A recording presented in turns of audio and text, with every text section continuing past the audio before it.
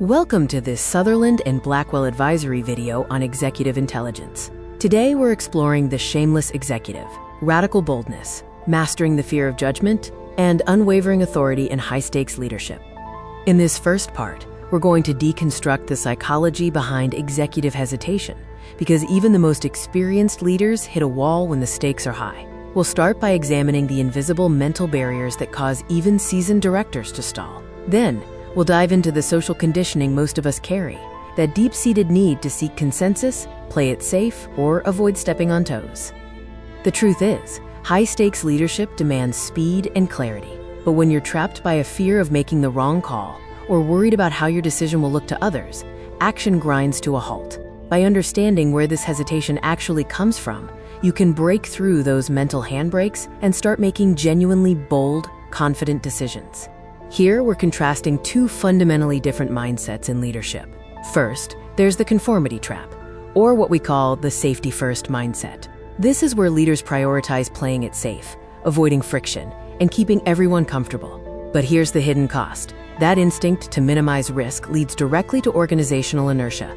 Decisions get delayed, innovation stalls, and the business slowly loses momentum. On the flip side, we have the edge of the shameless executive.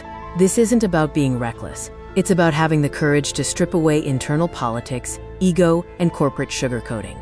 It demands an uncompromising alignment with strategic truth, facing the hard reality of what your business actually needs and taking decisive action. Make no mistake, the cost of this hesitation isn't theoretical. It is very real, and it directly impacts the bottom line. Consider this statistic. 84% of senior executives report holding back their most transformative ideas purely out of fear of social judgment. Think about that for a second. More than 8 out of 10 top leaders are actively censoring their best thinking because they're worried about how it will look, who it might upset, or how the room will react. When leaders pull their punches like this, the entire organization pays the price. You end up with diluted strategies, safe incrementalism, and lost momentum.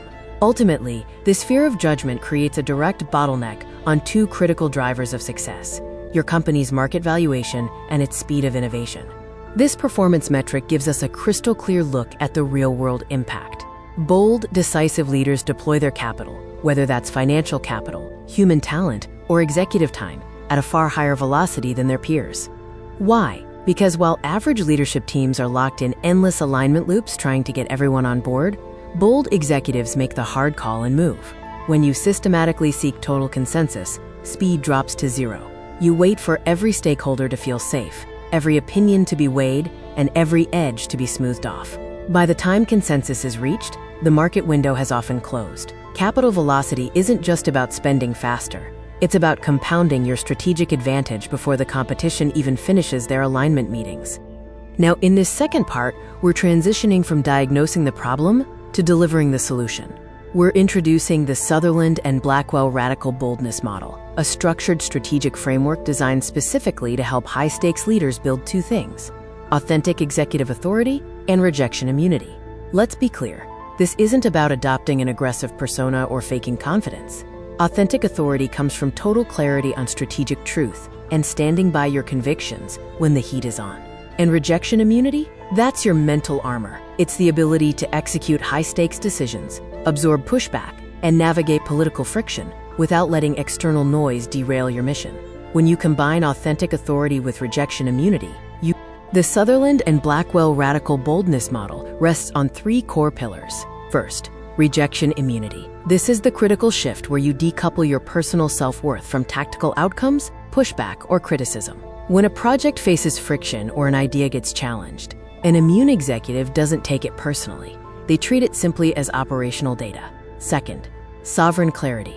This means having the intellectual independence to act strictly on rigorous analysis, independent of room sentiment, politics, or popular consensus. It's the ability to see through the noise, lock onto the strategic truth, and execute with total conviction. And third, friction mastery. Instead of avoiding conflict or pushback, high-performing executives view friction as a key driver of growth. To deconstruct inherited fear, we first have to recognize a fundamental truth. Our biological hardwiring for safety is often our biggest strategic obstacle.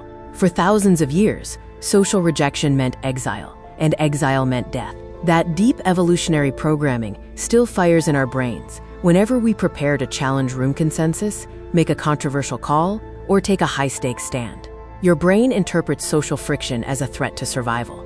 The breakthrough happens when you reframe that sensation by treating social discomfort not as a stop sign, but as a simple, physiological impulse, an automatic nervous system response. You take away its power. When you stop mistaking discomfort for danger, you liberate your true strategic potential and execute with unshakable authority. When you reframe rejection from a threat into a piece of tactical leverage, the dynamic across the negotiation table flips entirely.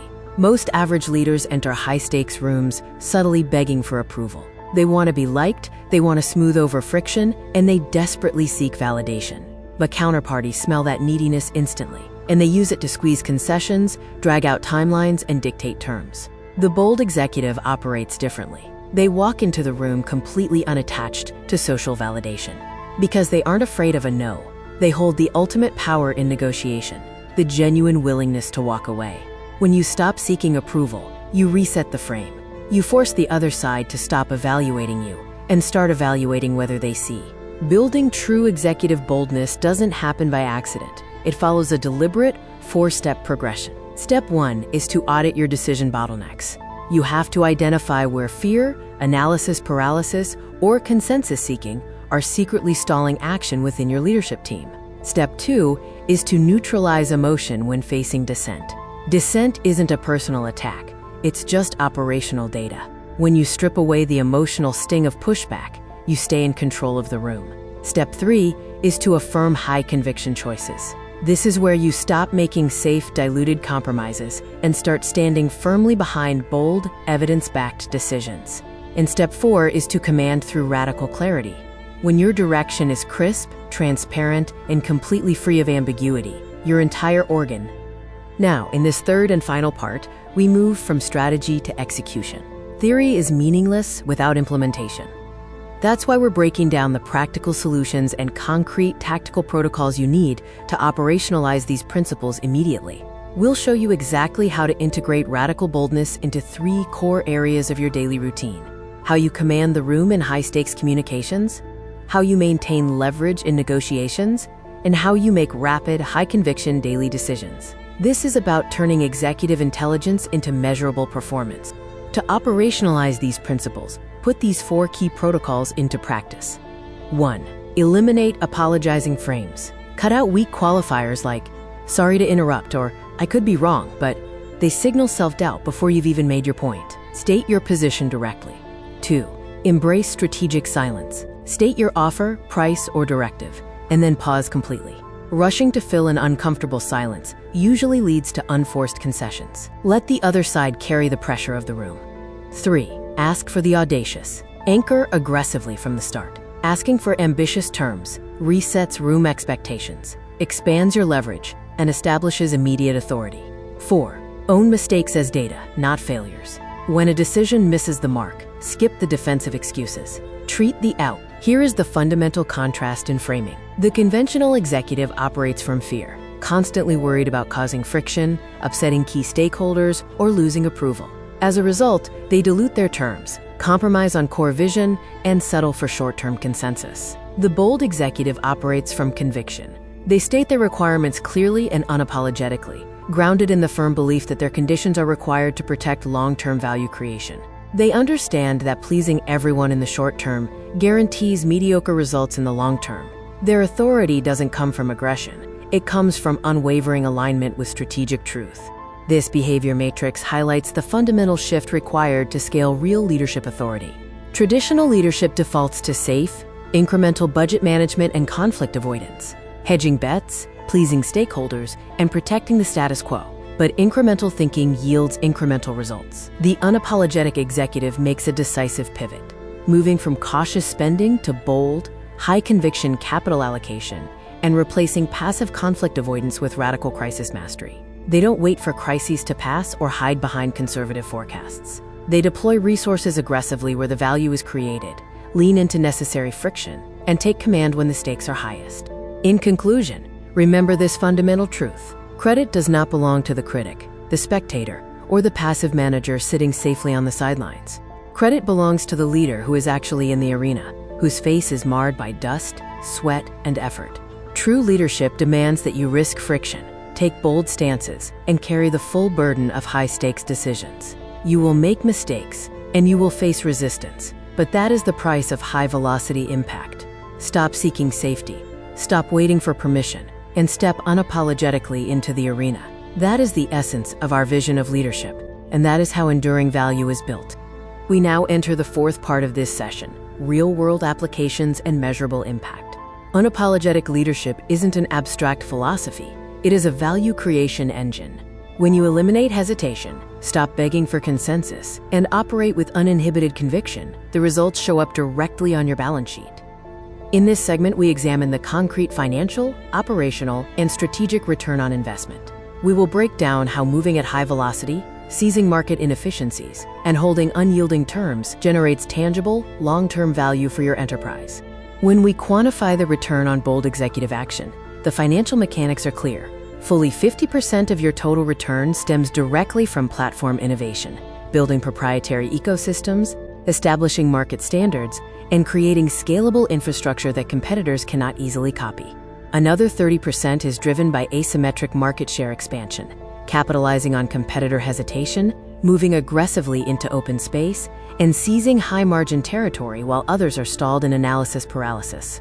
And the final 20% comes from the effective realization of operational efficiency, stripping away corporate friction, streamlining decision loops, and deploying capital with precision. Notice the hierarchy. Operational efficiency keeps you in the game, but 80% of your value creation. Concretely, this uninhibited execution applies directly in two critical, high-stakes scenarios. First, in turnaround restructuring. Hesitant leaders hesitate, trying to save every legacy department to avoid short-term pain or political fallout, and they drag the entire company down in the process. The unapologetic executive makes the hard, surgical call, sacrificing non-viable, capital-draining divisions immediately to safeguard core solvency and fuel long-term recovery. Second, in mergers and acquisitions. In deal-making, the side most desperate to close always loses leverage. While average executives compromise on price just to get a deal done, the bold leader maintains firm valuation multiples. They set clear, non-negotiable boundaries, holding the line with absolute conviction because use our diagnostic tool right now to evaluate your own leadership readiness. First, decision velocity.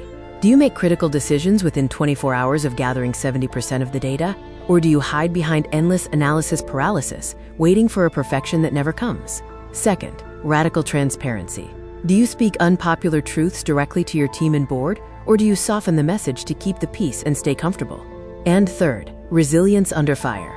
Do you maintain your strategic course after a high-visibility failure, or do you retreat, second-guess your vision, and compromise under pressure? If you answered no or hesitated on any of these, you have identified your personal leadership bottleneck. For strategic consultation, board-level advisory, or to deepen the implementation of these leadership protocols across your organization, reach out directly to SBA Sutherland and Blackwell Advisory through the contact details on screen. Leadership isn't about standing by. It's about stepping into the arena. Thank you for your time.